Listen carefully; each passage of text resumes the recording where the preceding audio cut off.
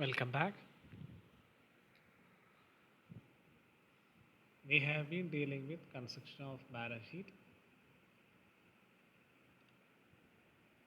So let's discuss about some of the cases or adjustment that comes under the same heading.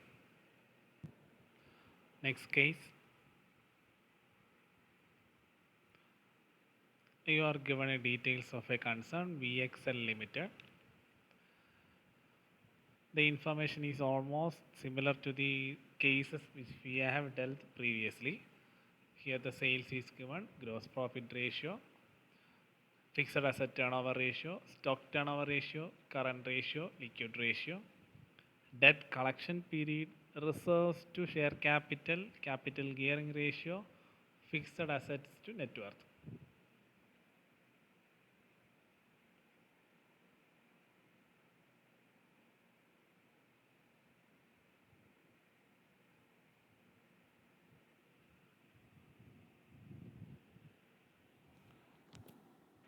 We have dealt the similar type of case in the previous sessions. So just try. First of all, we begin with gross profit as well as cost of goods sold, because in this question gross profit ratio is given and at the same time sales also given. So we can easily find the amount of gross profit. Gross profit ratio is gross profit divided by net sales into 100. So next gross profit ratio is 25 percentage. So you can write 0.25. So remember, whenever you come across turnover ratios where percentage is computed, the equation may be using 100, but while computing, try to put the ratio in decimal so that you can remove this 100. Never ever put here 0.25 or 25 as well as 100 at the same time. So 0.25 equal to gross profit in divided by 30 lakhs. So you will get gross profit 7,50,000. Now you have gross profit as well as sales. So you can easily find the amount of cost of sales. Cost of sales is sales minus gross profit, that is 2,25,000. Sorry, 22,50,000. Next we are going to compute is fixed assets. In the question it is said that fixed asset turnover ratio is 1.5. There is no information regarding fixed asset. The next information is fixed asset to net worth. First of all, let's try this one, fixed asset to turnover ratio. Fixed asset turnover ratio equation is fixed asset turnover ratio is cost of sales divided by fixed assets. And we have already found the amount of cost of sales. Fixed asset turnover ratio is 1.5. So you can easily find fixed assets, that is 15 lakhs. Next we are going to compute is closing stock. For computation of closing stock, we will begin with stock turnover ratio. Usually, whenever you are dealing with balance sheet preparation, for finding out closing stock, you will begin with stock turnover ratio. Here the stock turnover ratio is given, it is 6 times. So, stock turnover ratio equal to cost of sales divided by closing stock. Stock turnover ratio is 6 equal cost of sales, we already computed 22,50,000 divided by closing stock, you will get the amount of closing stock, that is 3,75,000. Next item is we are going to deal is current assets and current liabilities.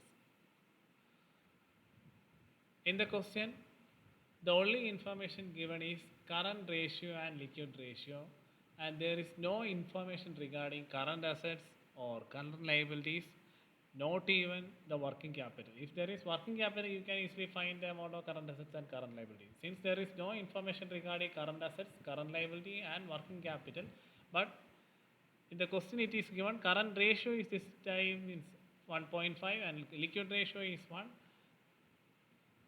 You can use the equation current ratio minus liquid ratio equal to stock divided by current liability. We have dealt the same type of adjustment in the previous slides, and the previous slides we have dealt in some other way. The concept is almost similar. We are discussing the other patterns of computation. So in the question it is said that current ratio minus quick ratio. So because these two ratios are only given. So current ratio minus quick ratio means Current ratio is CA minus CL, or current assets divided by current liability, minus quick ratio is liquid assets divided by current liability. We know that current asset minus current liability is stock, and in the denominator both items are current liability, so we can write current asset minus liquid asset divided by current liability. Finally, it can be written as stock divided by current liability. So just substitute the details given in the question. Current ratio is 1.5, quick ratio is 1, and stock which we have found in the previous slide divided by current liability, you can easily find the amount of current liability, that is rupees 7,50,000. In the question current ratio is given, we just found current liability, so you can easily find the amount of current assets. Current assets is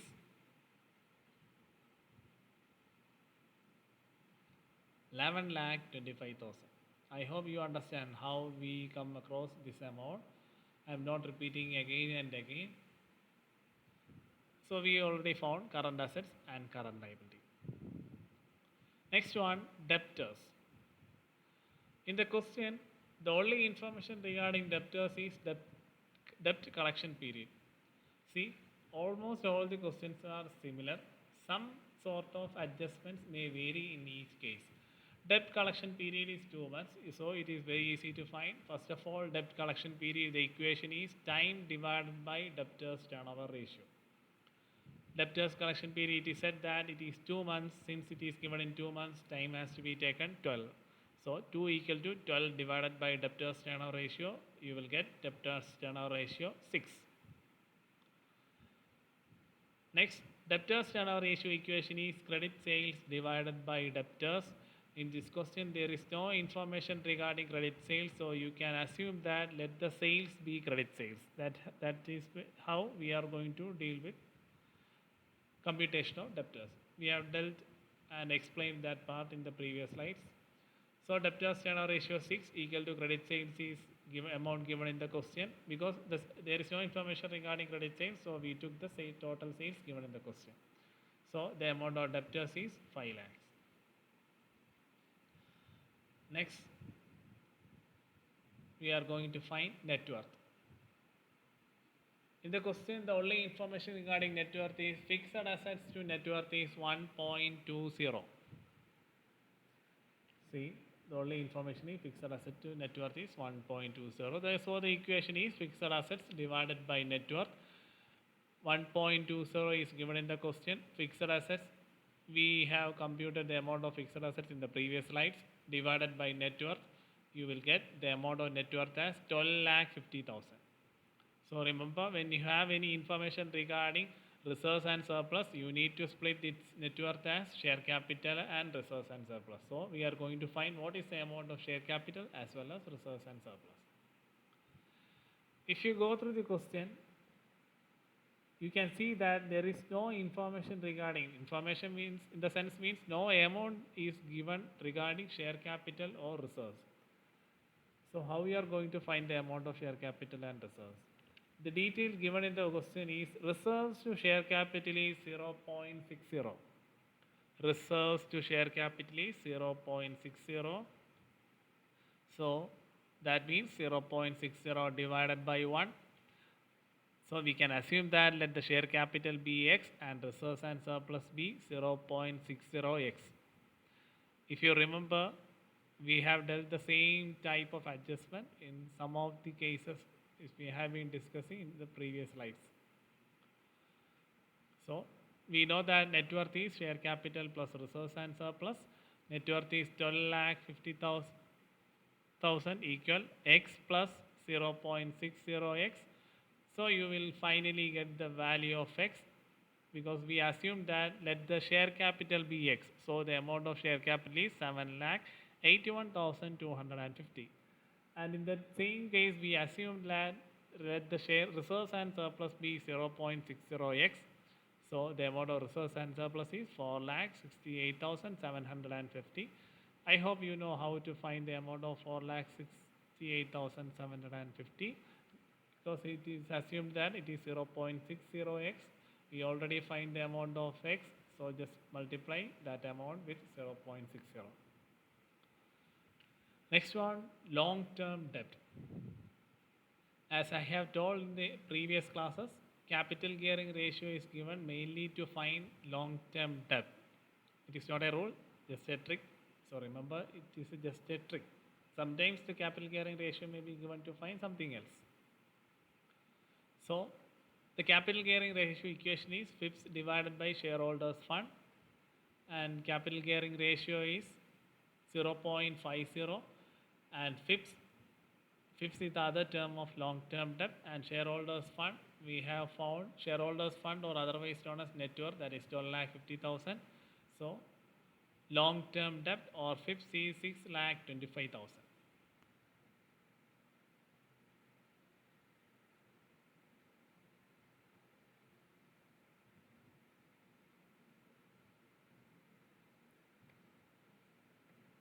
Next item, cash.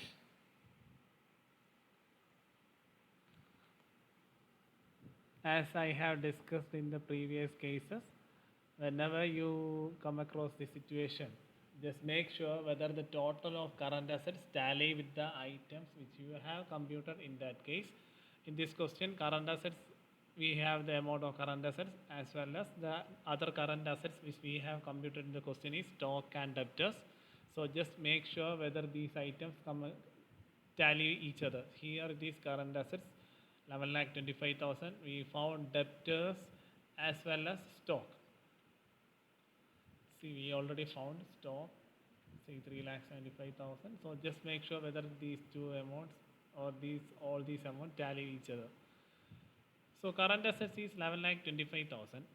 But if you add this 3,75,000 and 5 lakhs, you will never ever tally with this one. So the difference amount will be, make sure the items given in the question, if there is any main items missing in the question, you can assume that the difference amount is cash. So whenever you are dealing with preparation of balance sheet, make sure items that has to be given prior importance. In this case, there is no information regarding cash, so you can assume that the difference be cash. But make sure if there is any information regarding cash in this question, you can't give this difference amount as cash. In that case, you may assume some other items of current assets which is not given in the question. That is how you are finding various items or sub items that comes under major heads. So the amount of cash is 2,50,000. So we almost have all the items as per the details given in the question. So let's prepare a balance sheet of certain concern as on date specified in the question. Balance sheet, liabilities, amount, assets, amount. First one, share capital 7,81,250. Just note down the amount. Next one, fixed assets 15 lakhs. Just note it down. Next one, reserves and surplus 4,68,750. Next item, closing stock, otherwise inventory or stock 3,75,000.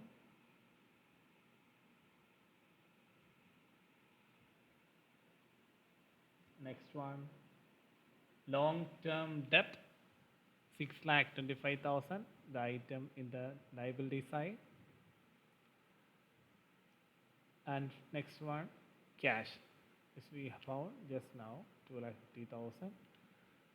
So just make sure whether the both sides tally each other.